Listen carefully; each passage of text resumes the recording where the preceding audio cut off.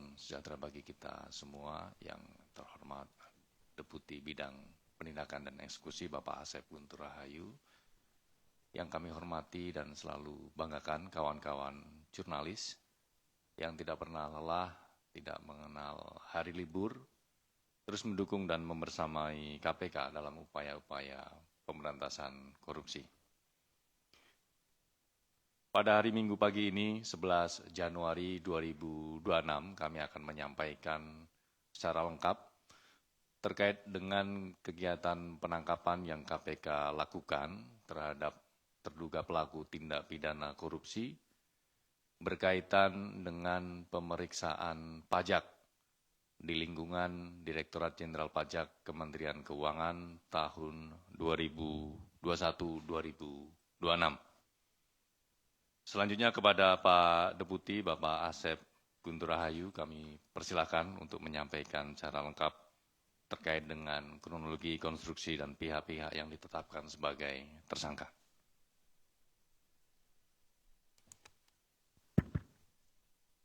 Terima kasih Mas Jubir. Bismillahirrahmanirrahim. Assalamualaikum warahmatullahi wabarakatuh. Selamat pagi dan salam sejahtera bagi kita sekalian. Yang saya hormati Mas Jubir, yang saya hormati, saya cintai dan saya banggakan rekan-rekan jurnalis yang telah membersamai kami tanpa lelah dan tanpa henti, tiada hari libur, bahkan hari ini mungkin dari kemarin hingga pagi ini masih tetap membersamai kami di sini. Baik, pada kesempatan pagi ini kami ingin menyampaikan terkait dengan penangkapan terduga pelaku yang tertangkap tangan melakukan dugaan tindak pidana korupsi terkait pemeriksaan pajak pada Direktorat Jenderal Pajak Kementerian Keuangan periode 2021-2026.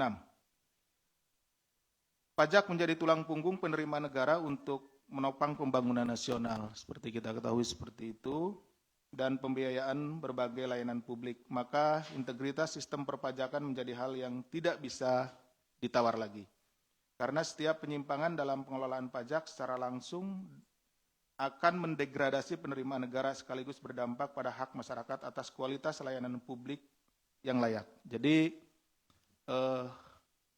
APBN, anggaran pendapatan dan belanja negara ini secara garis besar terbagi dua, yaitu pendapatannya dan belanjanya. Tidak ada dua sisi. Ya. Dari sisi pendapatannya, salah satunya adalah dari pajak. Dan ada juga penerimaan negara bukan pajak atau PNBP. Ya. Nah, dari sisi pajak ini, seperti mungkin kalau rekan-rekan sekalian membaca bahwa Presiden Republik Indonesia Bapak Prabowo Subianto sudah menyatakan di dalam bukunya bahwa ada kebocoran. Ada kebocoran pada saat penerimaan ya, atau pendapatan. Nah, pendapatan ini salah satu yang bocor ini adalah di pajak. Seperti ini. Jadi uang masuk, sebelum masuk ini ke kas negara, kemudian bocor di sini, tidak masuk ya. Jadi dalam bukunya Paradok Indonesia itu dijelaskan salah satunya seperti itu. Sehingga ini akan menjadi kerugian ya bagi bangsa Indonesia. Kenapa? Karena negara tidak bisa menggunakan anggaran tersebut secara maksimal. Karena dari awalnya pintu masuknya itu sudah bocor. Sektor pertambangan merupakan salah satu penyumbang penerimaan negara terbesar melalui pajak, baik melalui pajak penghasilan PPH maupun pajak bumi dan bangunan PBB. Oleh karena itu, mufakat jahat untuk mengurangi pajak yang seharusnya dibayar ke kas negara adalah tindak pidana korupsi yang tidak hanya menimbulkan kerugian negara dalam skala besar, namun juga mencederai keadilan fiskal. Ketika masuknya sudah bocor, tadi kan ada dua sisi. Ketika penggunaannya, belanjanya juga ini hal yang biasa kalau belanja itu sering ya kita melakukan penanganan perkaranya, misalkan pembangunan infrastruktur dan lain-lain yang menggunakan dana dari APBN atau APBD yang kemudian pada saat pelaksanaannya itu bocor, dalam hal ini dipotong atau diambil secara tidak sah oleh oknum-oknum. Nah, ini sisi belanjanya. Nah, kalau yang saat ini dari sisi pendapatannya, awalnya gitu, sisi masuknya seperti itu. Modus-modus korupsi oleh oknum pegawai Ditjen Pajak bekerja sama dengan konsultan dengan mengurangi pajak atau kepentingan pribadi. Sudah sering kali terjadi. Celah kerawanan ini harus dilakukan perbaikan yang lebih serius agar penerimaan negara tidak bocor terus. KPK mengimbau kepada wajib pajak agar tidak segan untuk melaporkan kepada aparat penegak hukum jika mengalami adanya dugaan praktik-praktik pemerasan. Jadi ya ini antara petugas pajak dengan wajib pajak, ya di sana bertemunya di sana, gitu ya, sehingga terjadilah kong kaling kong itu ya, meeting of mind-nya ada di sana. Nanti akan kita jelaskan di depan. Dengan catatan bahwa wajib pajak tidak dalam posisi berusaha untuk meminta pengurangan. Hal ini sebagai bentuk pengawasan sekaligus aksi nyata dalam menjaga kedaulatan keuangan negara. Oleh karena itu, penindakan yang dilakukan oleh KPK ini diharapkan memberikan efek jera dan peringatan tegas bagi para pihak agar tidak mencederai amanah sekaligus hak negara. Adapun kronologis perkaranya sebagai berikut. Pada hari ini, hari Minggu ya, tanggal 11 Januari 2026, KPK akan menyampaikan informasi lengkap terkait kegiatan penangkapan kepada para terduga pelaku tertangkap tangan melakukan tindak pidana korupsi terkait dengan pemeriksaan pajak di lingkungan Direktorat Jenderal Pajak, Kementerian Keuangan periode 2021-2026. Awalnya pada bulan September hingga Desember 2025, PTWP menyampaikan laporan kewajiban pajak bumi dan bangunan periode 2023. Jadi periode wajib pajak ini, PTWP ini melaporkanlah untuk pajak bumi dan bangunan atau PBB tahun 2023, dilaporkan di tahun 2025. Atas laporan tersebut, tim pemeriksa dari Kantor Pelayanan Pajak atau KPP Madya Jakarta Utara, ya. Nah, ini karena kantornya ini berada di Jakarta ya, di wilayahnya gitu, di wilayah kantor KPP Madya Jakarta Utara melakukan pemeriksaan guna menelusuri adanya potensi kekurangan bayar. Jadi ini sudah dibayar tapi dicek ulang kemudian ada potensi kekurangan bayar pajak bumi dan bangunan tersebut. Hasilnya terdapat temuan potensi kurang bayar sekitar 75 miliar. Jadi setelah dihitung ya oleh tim pemeriksa dari KPP Madya Jakarta Utara ini, bahwa PBB untuk PT WP ini kekurangan, gitu ya, kurang membayar 75 miliar. Seperti itu ya. Atas hasil pemeriksaan awal tersebut, PT WP kemudian mengajukan beberapa kali sanggahan. Jadi disampaikanlah dari pemeriksa ini kepada PT WP. PT WP Anda ya kekurangan bayar 75 miliar. Nah, kemudian dari PT WP melakukan sanggahan. Menurut perhitungan PTWP itu jumlahnya tidak 75 miliar gitu ya. Ini juga bahwa saudara AGS, Kepala Seksi Pengawasan dan Konsultasi KPP Madya Jakarta Utara meminta agar PTWP melakukan pembayaran pajak all in. Jadi ini turun-turun terus ini. Jadi ada disampaikan 75 miliar. Kemudian disanggah tidak 75 miliar, gitu kan? Sampailah turun, gitu ya, oleh saudara AGS ini bahwa ya sudah, Anda PTWP membayar all in sebesar 23 miliar. 23 miliar ini dibagi 15 miliar untuk kekurangan pajaknya dan dia juga ya oknum ini minta pi sebesar 8 miliar. Jadi dijumlahkan ya. Jadi rekan-rekan sekalian, dari 75 miliar ini ya.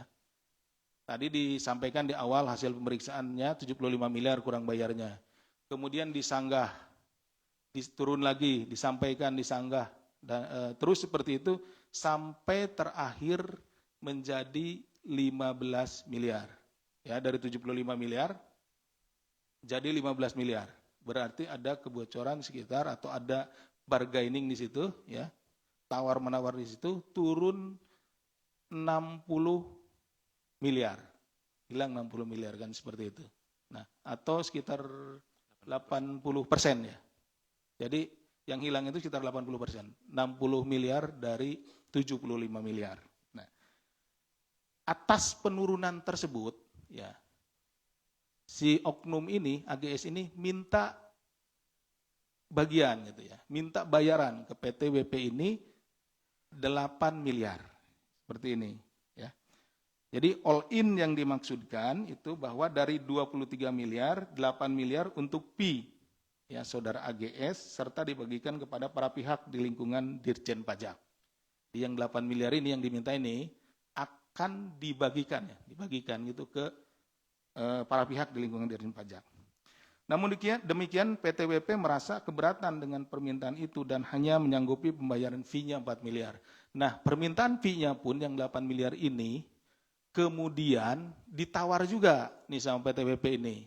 Nggak sanggup dia bayar fee 8 miliar, sanggupnya hanya 4 miliar, seperti itu. Nah, kemudian pada bulan Desember 2025, setelah terjadi kesepakatan, tim pemeriksa akhirnya menerbitkan surat pemberitahuan hasil pemeriksaan SPHP dengan nilai pembayaran pajak bagi PT WP 15,7 miliar. Nah, tadi kan bargainingnya 23 miliar all in.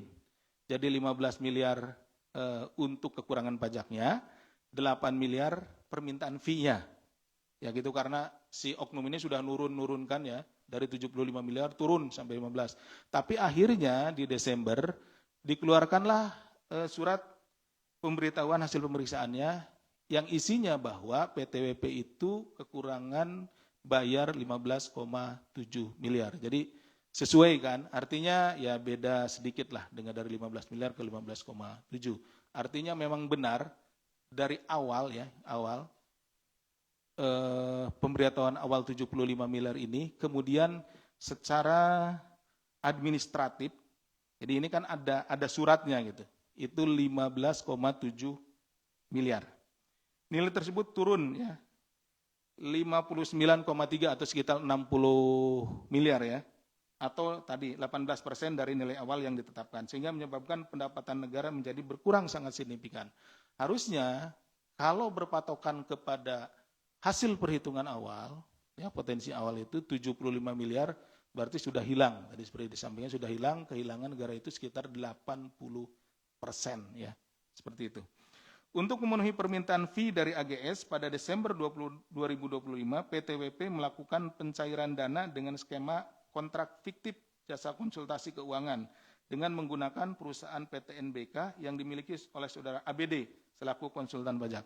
Jadi begini, perusahaan juga kan punya pembukuan. Nah, untuk mengeluarkan fee, ini kan bukan bagian dari sesuatu yang bisa dibukukan gitu. Dibukukan atau keluar bisa dipertanggungjawabkan secara akuntansi. Nah, untuk itu maka dibuatlah pengeluaran fiktif di perusahaan itu. Jadi perusahaan ini, PT WP ini seolah-olah bekerja sama dengan konsultan pajak, dengan perusahaan konsultan gitu. Ya, dalam hal ini adalah PT NBK. Jadi PT WP ini seolah-olah meng-hire PT NBK, ini perusahaan ini adalah perusahaan konsultan ya, konsultan pajak, dan membayarkan 4 miliar. Ya. Jadi keluarlah dari kasnya PT WP ini uang sebesar 4 miliar yang catatannya, ya catatan di perusahaan tersebut, di PT WP itu adalah untuk membayar kepada PT NBK untuk kepentingan konsultasi pajak, ya, konsultan pajak seperti itu. Padahal uang 4 miliar itu digunakan untuk pemberian kepada oknum tadi saudara AGS, ya, yang walaupun minta di awalnya adalah 8 miliar, ya, seperti itu. Selanjutnya pada Desember 2025, PT NBK mencairkan dana komitmen fee sebesar 4 miliar yang kemudian ditukarkan ke dalam mata uang dolar Singapura, ya. Jadi uang 4 miliar tadi dari kasnya PTWP setelah dibayarkan, ya, fiktif itu, pekerjaan fiktif ke PT NBK, kemudian di PT NBK ditarik seluruhnya karena memang pekerjaannya kan tidak ada. Nah, yang 4 miliar ini kemudian ditukarkanlah dari mata uang rupiah ke mata uang Singapura dolar, ya. Seperti itu. Kemudian dana tersebut selanjutnya diserahkan secara tunai oleh ABD. ABD itu tadi kan yang di-hire. Ini konsultannya PT WP, ya, konsultannya. Kemudian kepada AGS. Jadi ABD menyerahkan uang 4 miliar tersebut kepada AGS dan ASB selaku tim penilai KPP Madya Jakarta Utara di sejumlah lokasi di Jabodetabek. Dari penerimaan dana tersebut pada Januari 2026, AGS dan ASB mendistribusikan uang kepada sejumlah pegawai di lingkungan Ditjen Pajak dan pihak lainnya. Jadi uang 4 miliar tersebut yang sudah dalam bentuk mata uang asing kemudian dibagi-bagi kepada beberapa pihak, ya, di Ditjen Pajak, ya. Pada proses pendistribusian ini, tim KPK kemudian bergerak melakukan penangkapan kepada para terduga pelaku yang tertangkap tangan melakukan tindak pidana korupsi pada hari Jumat hingga Sabtu dini hari, yakni tanggal 9 sampai 10 Januari 2026 dengan mengamankan 8 orang. Ya, jadi yang diamankan pada saat tertangkap tangan itu ada 8 orang, yaitu Saudara DWB, Kepala KPP Madya Jakarta Utara, Saudara HRT, Kepala Seksi Pemeriksaan, Penilaian, dan Penagihan KPP Madya Jakarta Utara, Saudara AGS selaku Kepala Seksi Pengawas dan Konsultasi KPP Madya Jakarta Utara, Saudara ASB, Tim Penilai di KPP Madya Jakarta Utara, Saudara ABD selaku Konsultan Pajak, konsultannya PT WP, kemudian Saudara PS, Direktur SDM dan PR PT WP, kemudian Saudara EY selaku staf PT WP, dan Saudara ASP selaku pihak swasta lainnya. Dalam peristiwa tertangkap tangan ini, KPK juga mengamankan sejumlah barang bukti dengan total nilai 6,38 miliar dengan rincian sebagai berikut. Uang tunai sebesar 793 juta, uang rupiah ini, uang tunai dalam pecahan Singapura dolar 165.000 atau setara dengan 2,16 miliar rupiah, dan logam mulia seberat 1,3 kg atau senilai 3,42 miliar. Nah, perlu kami jelaskan di sini, tadi kan pemberiannya 4 miliar. Nah, tapi yang kita amankan sekitar 6,3 miliar. Lebih. Nah, ada pertanyaan pasti, Pak, yang diberikan yang di deliver 4 miliar tapi ini. Nah, pada saat kami melakukan penangkapan, nah, didapat juga beberapa bukti, ya. Dalam hal ini ada logam mulia, kemudian juga uang yang lain dari para tersangka, gitu ya. Pada saat ini masih terduga, ya, pada saat diamankan, itu yang kemudian diakui oleh para terduga tersebut memang itu juga diperoleh dari hal yang sama, gitu ya. Hal yang sama tapi dalam waktu yang lampau. Jadi dari tempat lain. Jadi tidak hanya dari PTWP ini saja, gitu. Jadi dari beberapa wajib pajak yang lainnya, sehingga itu juga merupakan bagian dari tindak pidana yang lain, tidak hanya ini. Jadi kami kemudian mengamankannya seperti itu. Selanjutnya dalam dugaan tindak pidana korupsi terkait pemeriksaan pajak di lingkungan KPP Madya Jakarta Utara periode 2001-2006, setelah dilakukan pemeriksaan intensif pada tahap penyelidikan dan telah ditemukan unsur dugaan peristiwa pidananya, maka perkara ini naik ke tahap penyidikan yang kemudian setelah ditemukan kecukupan alat bukti, KPK menetapkan 5 orang tersangka sebagai berikut. Jadi setelah para penyelidik, kemudian penyidik meyakini bahwa ada peristiwa pidananya, dalam hal ini peristiwa pidana korupsi, kemudian dinaikkan ke penyidikan.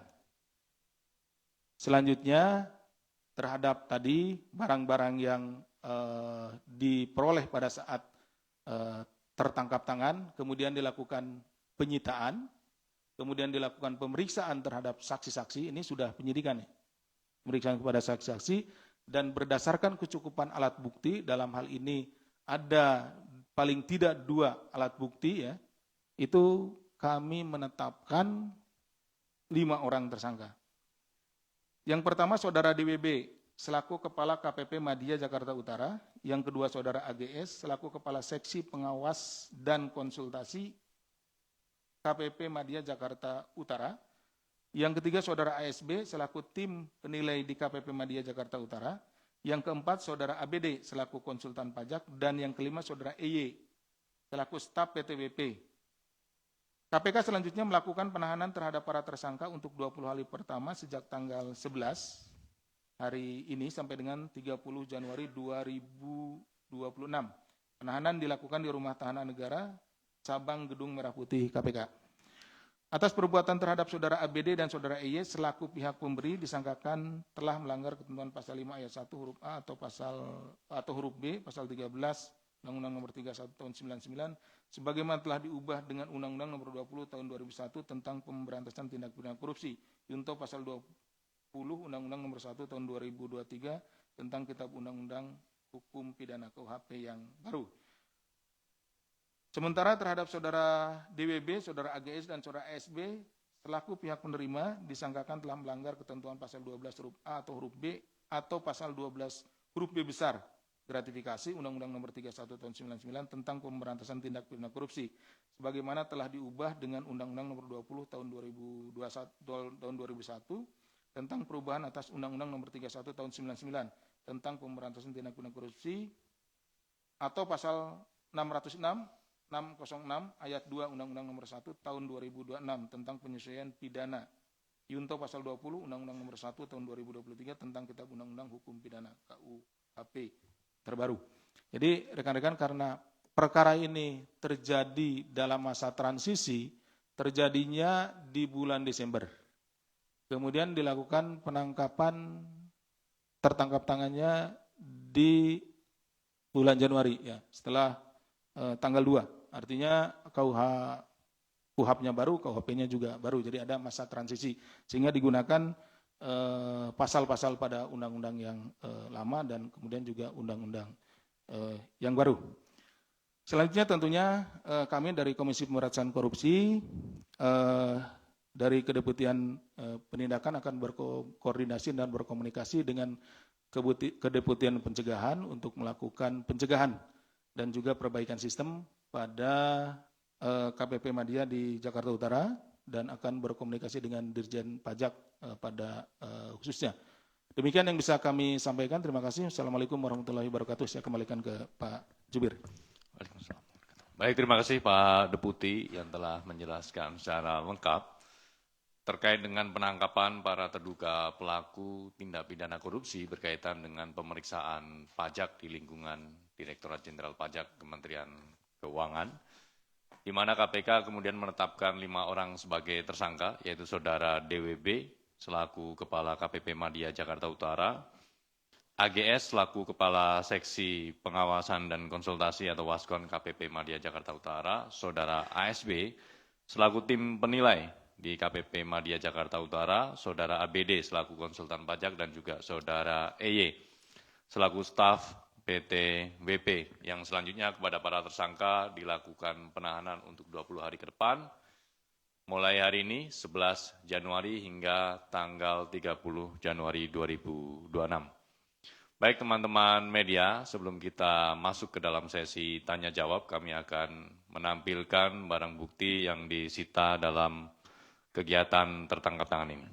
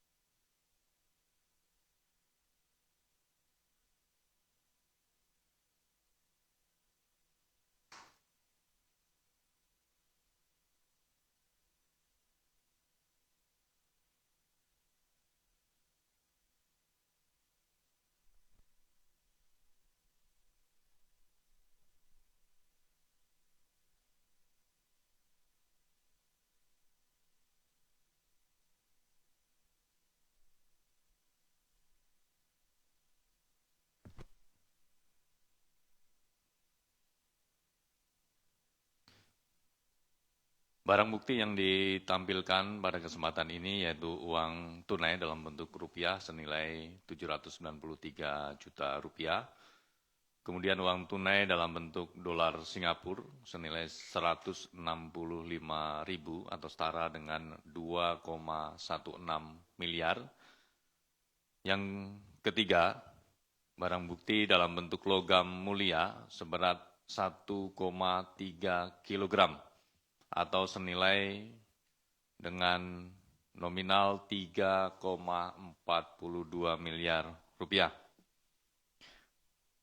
Barang bukti ini diamankan dari sejumlah pihak. Yang pertama dari AGS, yang kedua diamankan dari ASB, kemudian DWP, HRT, dan juga saudara EY.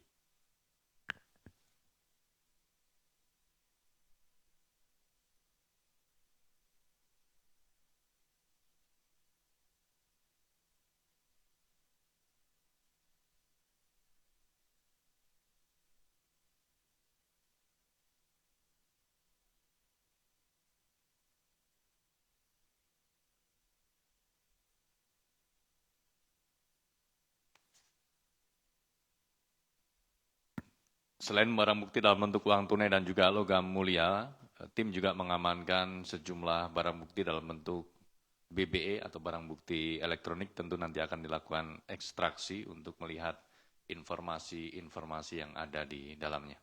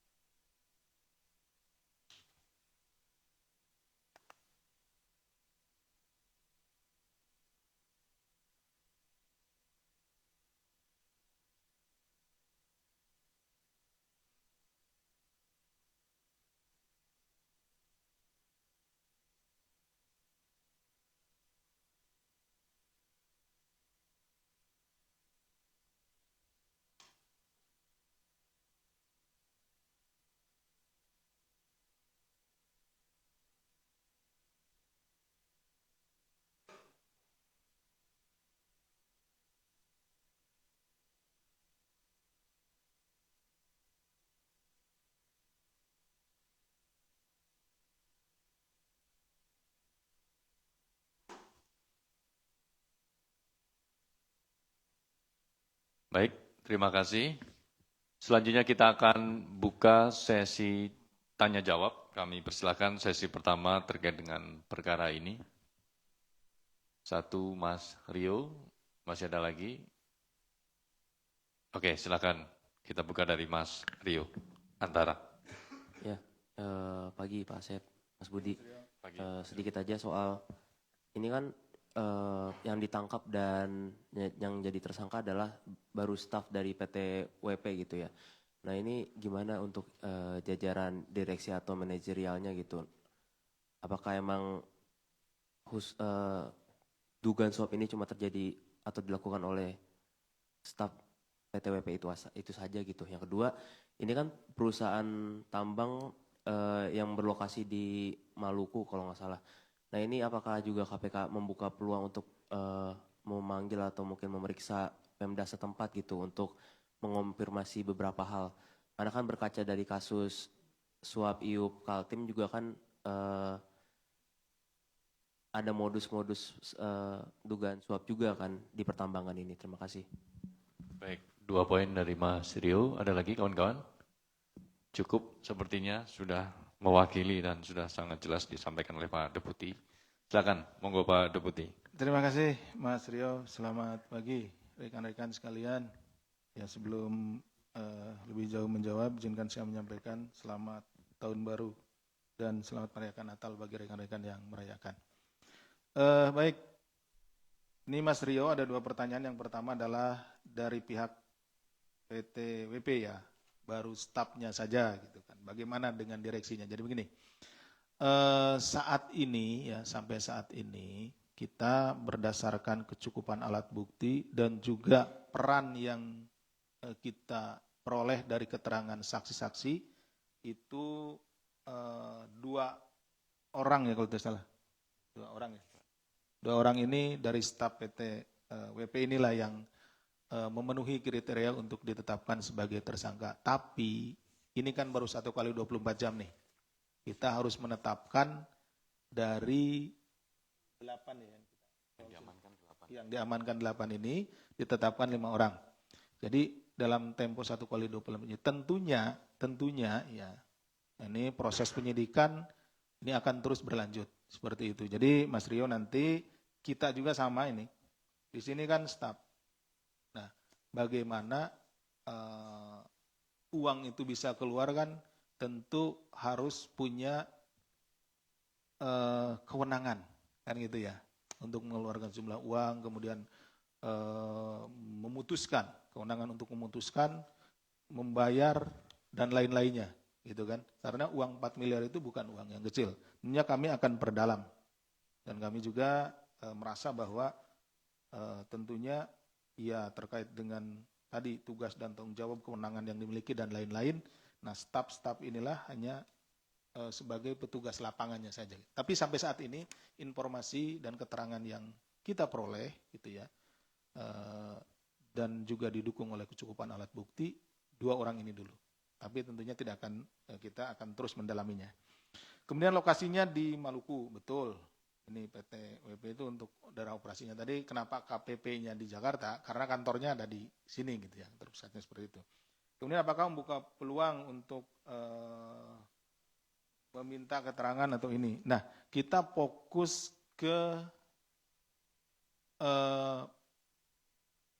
tindak pidana korupsi terkait dengan masalah pajaknya. Jadi di sini, ya kejadiannya di sini, lokusnya di Jakarta, kemudian juga peristiwa tindak pidana korupsinya itu penyuapan sejauh ini. Tapi tentunya di dalam penyidikan, ya apabila ditemukan tindak pidana lain atau perkara tindak pidana korupsi lain, ya yang menyangkut pihak yang di sininya para pihak baik dari DJP, Dirjen Pajak maupun juga dari PTWP tentu kita akan dalami.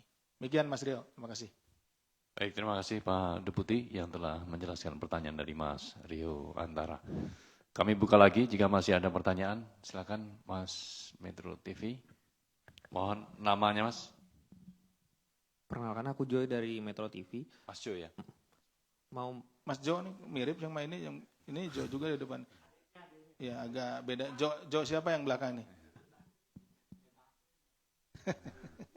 baik Oke, Pak, Mas Jo. mau bertanya dalam kasus ini apakah akan menggunakan KUHP yang baru dan jika iya berarti penegasan aja Pak, berarti untuk pihak swastanya juga akan ditindak ya Pak sesuai dengan KUHP yang baru. Ya. Baik, Terima kasih. Ada lagi Mas Jo? Cukup. 1 poin ya. Ada lagi kawan-kawan? Cukup? Baik, monggo Pak Deputi. Baik, terima kasih Mas Jo. Ini Mas Jo Metro TV, yang ini Mas Jo Garuda. Nah, yang depan ini Garuda TV. Jadi tadi sudah saya sampaikan sedikit ya bahwa ini perkaranya dalam masa transisi. Terjadinya di Desember nih ya.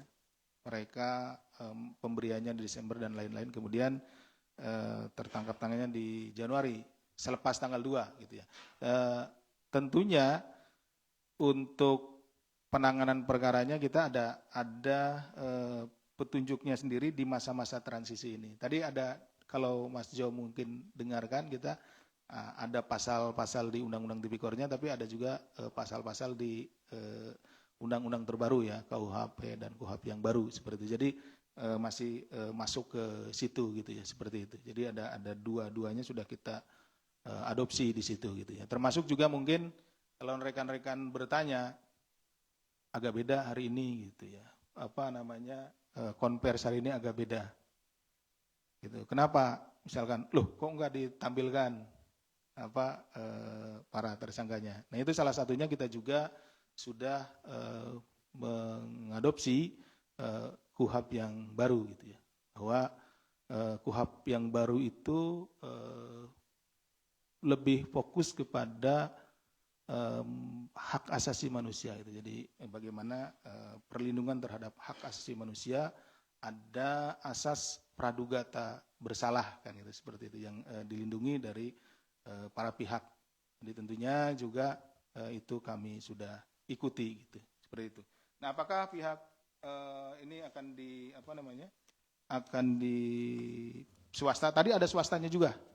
2 orang kan udah ada tuh swastanya, dari 5 itu 3 dari pajaknya, yang 2 dari swastanya gitu. Ada kalau konstruksinya sama saja sebetulnya. Konstruksinya suap, ada pemberinya, ada penerimanya secara umum, tapi tentu saja penggunaan pasal-pasalnya ini di masa transisi menggunakan ada 2, kita mengadopsi yang lama kemudian juga yang baru. Nanti selepas tanggal 2 ini ke depan gitu ya, ketika perbuatannya terjadi setelah berlakunya undang-undang yang baru dan semuanya terjadi setelah itu, maka kita full akan menggunakan undang-undang yang baru. Demikian Mas Jo, Metro TV. Baik, terima kasih Pak Deputi dan Mas Jo. Kembali ke Mas Rio ya.